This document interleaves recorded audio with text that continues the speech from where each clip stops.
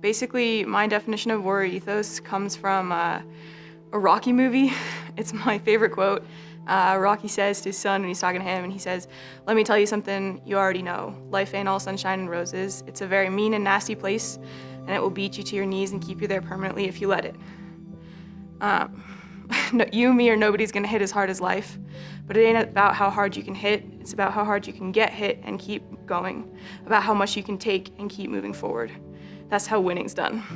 And to me, that's kind of what warrior ethos means. It's about understanding that sometimes you are gonna get smacked in the face by life, and you gotta just keep pushing.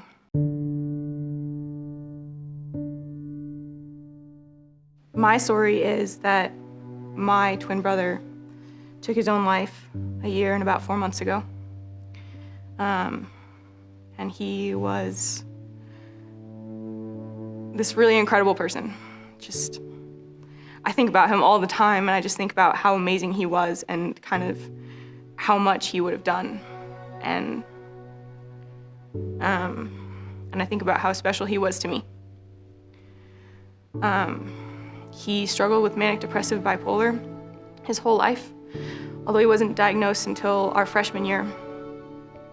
He was in the military. He was at a civilian college, and he came back in January, and he told my parents that he thought about killing himself all the time.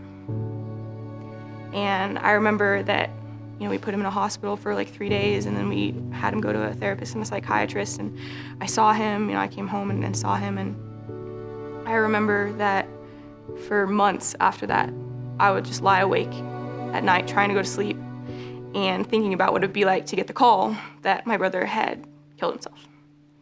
And then the summer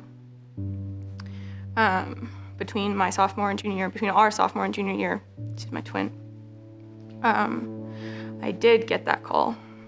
And I was really lucky that I had some really great people to help me through it, but I'm really not through it at all. And I still struggle with it every day. I still struggle with the fact that it's gonna be like 60 or 70 years or whatever before I can possibly see him again, if that's what's out there after this, if he's waiting for me. So that summer, the rest of that summer was horrible. And then starting my junior year, that was probably where this warrior ethos kind of idea came in, because I had been selected to be the superintendent for Squadron 5, and I was really, really excited to do that.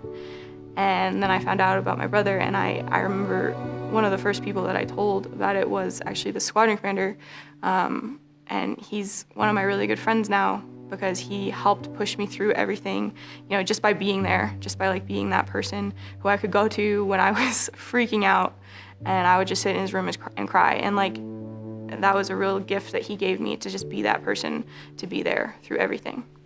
But I realized that, my brother wouldn't have wanted me to stop, to quit, to not finish this journey.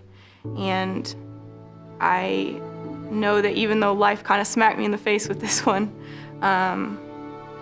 it's not really about how hard I got hit. It's about how much, or what I'm gonna do with it, moving forward.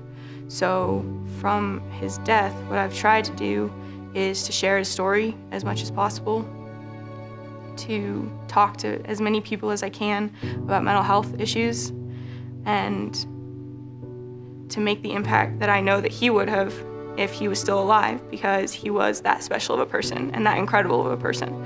So I gotta do the things that he can't do anymore.